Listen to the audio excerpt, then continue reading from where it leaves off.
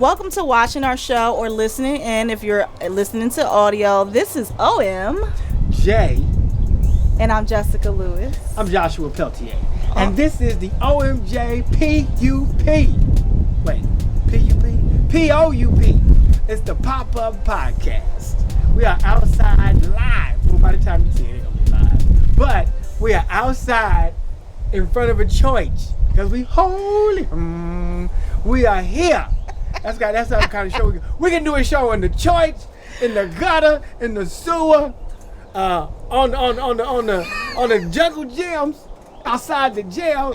We're gonna do it anywhere because communication is everything, and everything is communication. Life is about that. Go ahead, Jessica. Well, today's topic is relationships, and the reason why I want to get into that because you're in a relationship. I'm not in a relationship. Ooh, however, single. I want to make sure that when I do get in one, I know what I'm doing. At least know what I'm saying. Yes. And able to communicate. And so because you're the communication expert, you have this thing called the Josh effect. So tell us about the Josh effect and how we can use that in our relationships. Well, the Josh effect is something that my good friend Audrey Watson came up with. And she named it or gave it the little moniker after I was in a situation. Well, let me back it all the way up. I was in a meeting, and I was at a meeting at this very fine restaurant. It's closed now, but the restaurant was off the chain. It was fine, but not no more. It was amazing.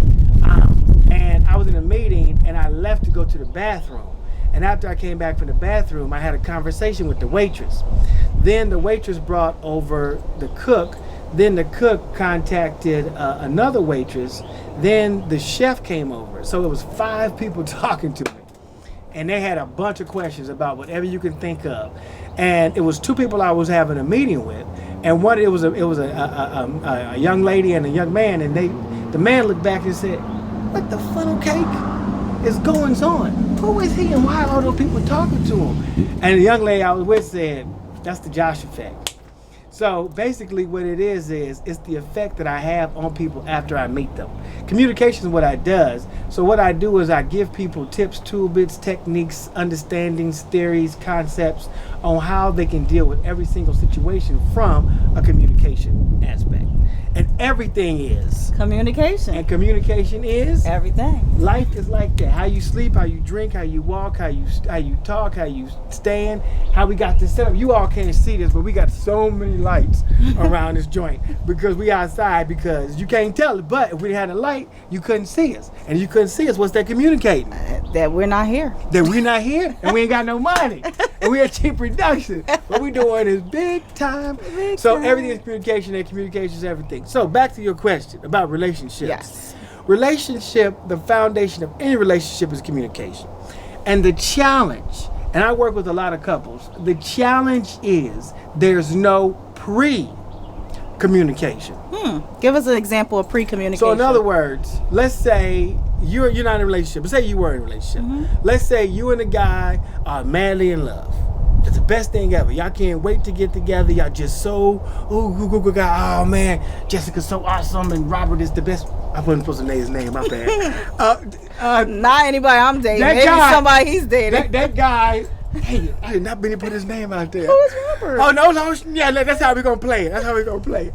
So they both love each other, but they want to get together. They want to build a family together. They want to do all this stuff together. So you start asking them questions.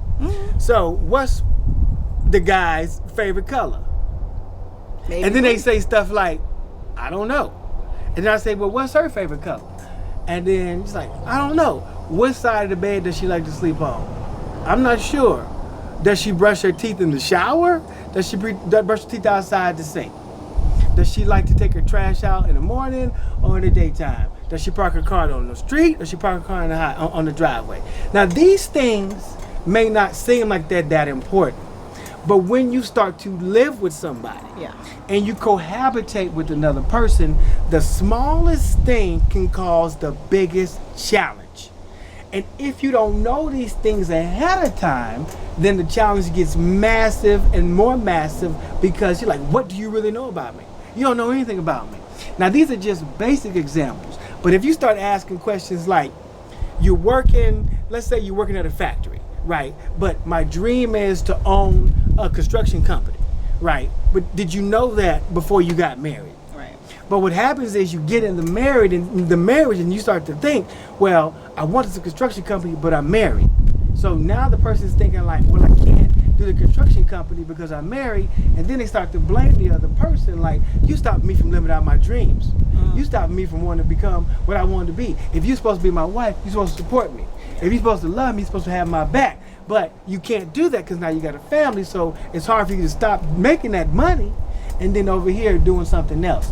But if you knew that in the first place, I agree.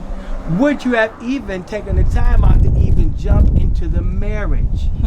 Because once you get married, and this is the challenge with a lot of people, they don't understand, when you're in a relationship, sometimes you have to lose some of yourself. And you have to give of yourself to allow another person to come into that same space. It's easy when you're used to throwing your socks on the floor. You coming home and eating, you know, making microwave dinners, and that's it. That's simple. Yeah. But then when you have a wife who you come home and throw socks on the floor, all she's thinking is, dang, he's messy. Yeah. Dang, what's wrong with him? Why can't he pick up his socks? Yeah. You know, and it's a whole different transition. Because think about it. It's like, let's say you're getting married on Saturday. Monday, Tuesday, Wednesday, Thursday, Friday, you single. You all by yourself. The next day, you married. Yeah.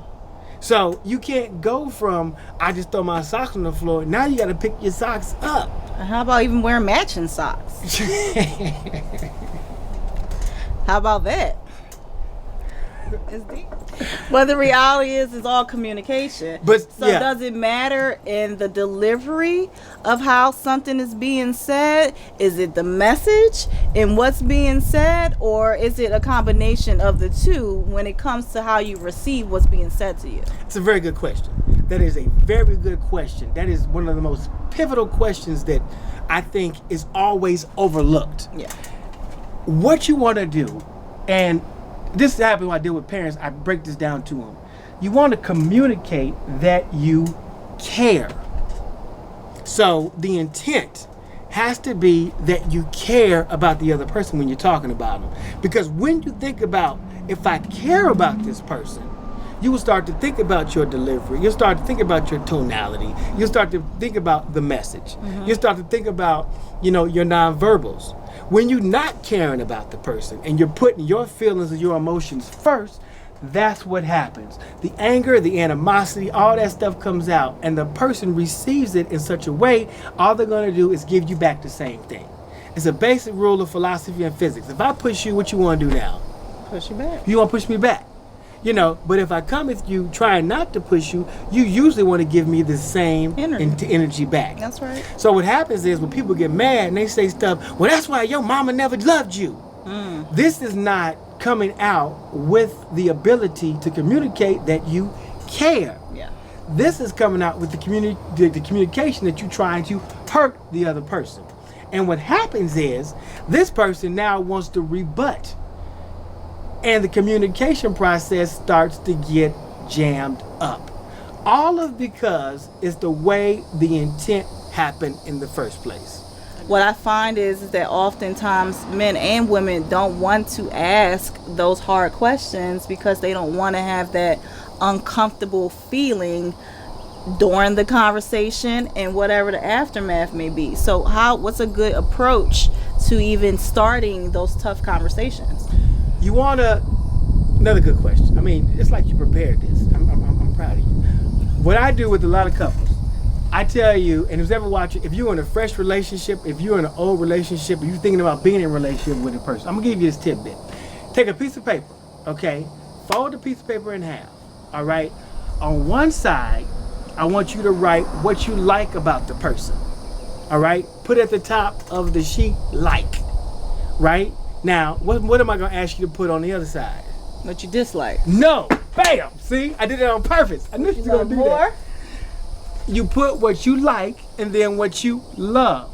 Okay. You don't want to put any kind of negatives. Okay. The negatives will start the whole process of the whole negative relationship connotation. But if you're able to talk about what you like and love, dialogue will keep on flowing with no challenges. You will be able to create a no barrier. There won't be any barriers if you're only talking about what you like and love. I like that. You know, you can say something like, I like the way you look at me in the morning. I like the way you cut the grass, or I like the way you cook, or I like the way, and what do you love about that? Oh, I love this, that, and the other. I love, love, love, love. Now, this is the tricky part, and this is the sticky part. Mix it up. The tricky part. Now mix it up.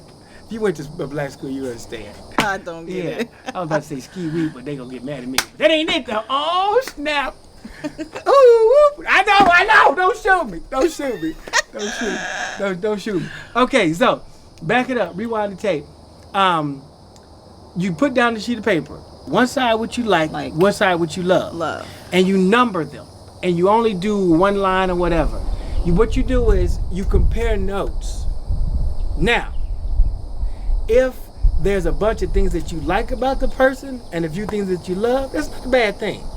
If now the other person gives you a piece of paper, there's a bunch of things they love about you and a few things they like, you need to have a conversation. What does that mean? Because what you want to do, you want the things to line up. Meaning they should be the same? Not necessarily or the same. Same amount? Not necessarily the same. Okay, let's say I like your hard work. Okay, and you would have on my paper, I like your work ethic, or I would. But if both of us like different things about each other, there's a challenge. Oh, I see. Yeah. Makes sense. Yeah. There's not a real connection because the opposite attract thing is a fact, but the opposites usually don't stay together. They may come together, but they don't last. Right, I agree. Because people need to see a reflection of who you are in themselves for it to work. Right. If I'm an entrepreneur and I get with somebody who just wants to be a 9-to-5er, and they don't understand this, that, and the other, and they understand always getting a check all the time, it's not going to work. Yeah, I agree. So if they say something like, I love the fact that you're an entrepreneur, I appreciate that. And if the person can appreciate that in you, that means they've seen it somewhere in somebody else. And oh, I like the fact that you like that I'm an entrepreneur, or something like that. There has to be a connection. If there's not a connection, there's going to be some challenges along the way. Because love, and I need to write this down, love is not enough. Wow. And so when you're in the situation where I like how you said like and love, so to remove the negatives There's out. no negative, no animosity, no pressure, no hatred, no nothing. But let's be real. Be real.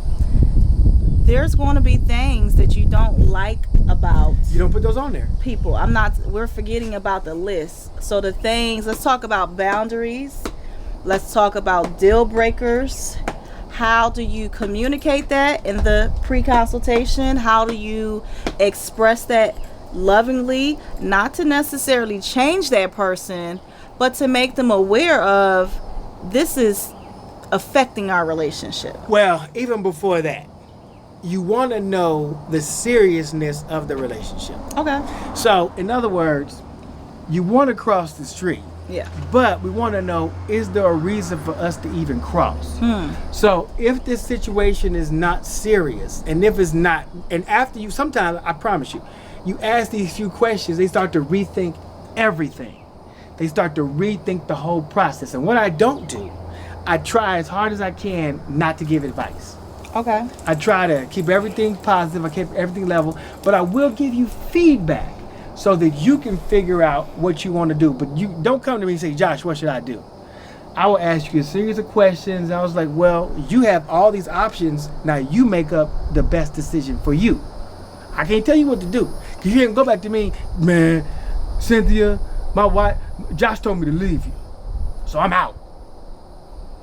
You ain't blaming me. I get that perspective, but let's say you're in that relationship and now a part of your process is to communicate your boundaries and communicate, I guess, your deal breakers. So how do you do that? You have to explain to the person. Well, see, this is good because you can, if you spend time with the person, you'll be able to notice some characteristics about them. You'll notice how clean they are, how they like to keep their kitchen, how they like to keep that kind of stuff. And if you a slob, you know if you want this woman, you're going to have to make some adjustments. Okay. So you already know that. But do you consider that person changing themselves? No. Or adjusting no. to grow as a person? No. What's your perspective? Okay, so if the person really loves the person, right, and they want to be this person, and the girl is like, the only challenges I have with him is the fact that he is messy, the man can clean up. That's fixable. The man is fixable. But if there's another one, like, I don't like how he talks to his mother. He's always on the phone with his mother, this, that, and the other. That's a conversation. Because he's not going to stop talking to his mother because of you. I'm sorry. Because, that's a whole nother conversation. But how would you address it, though? Like, just give a quick synopsis. It don't have to be that specific mama conversation. Yeah. But once you identify your deal breaker or certain things is a little excessive and is considered a boundary that you need to set, how do you start that conversation? You have to talk around it. I know this is Please elaborate. This is kind of this takes about 3 to 4 sessions to get this right, but I'm gonna give it to you. All right. So if a person's not taking out the trash, you have to say something like, man, I really like how no, the woman can say, or whoever can say, the trash is so heavy. Okay. I need somebody who's strong. I wish I had somebody who's strong enough to take out the trash. The man will be like, well, I'm strong enough. I can do it. You sure? Because it's so heavy.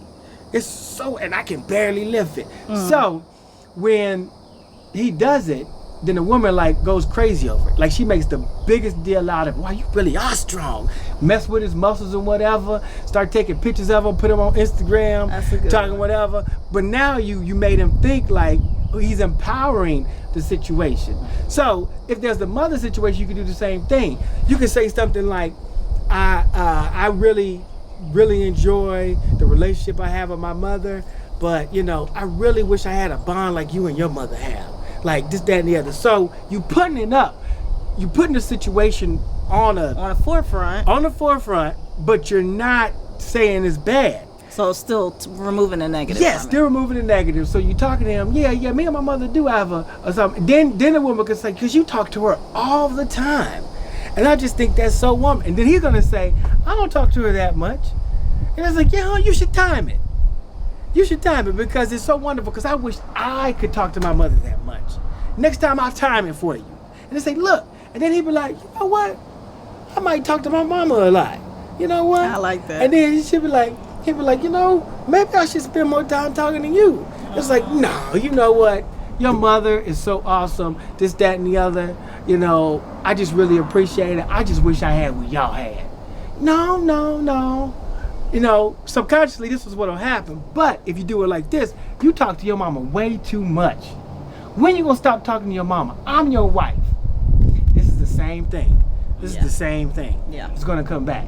And you can even go to the mother and say, you know what, Miss So-and-so, I really appreciate how much you talk to your son. I mean, I wish I had something like that. And then the daughter could even be on the phone in the background.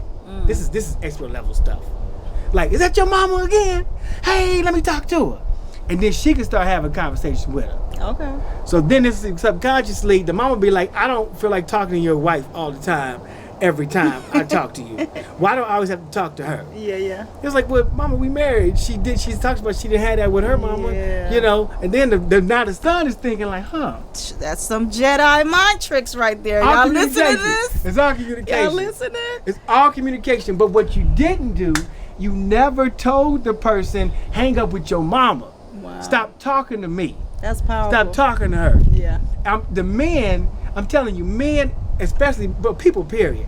But men love to be empowered. Yeah. So then if the man says, you know what, baby, I've been talking to my mama a lot. I need to talk to you a little bit more. Baby, no. I don't want to come in between you and your mother. I'm not here for that. I'm your wife. I just want to love you, and then start naming all the things you want to do. I want to love you. I want to take care of you. I want to be there for you. I want to nurture you. I want to support you. Start naming all of them. And make sure you kiss him. No. You don't do Why two you actions. doing it? You don't do two actions at the same time. It's He's the confusing. expert, not me.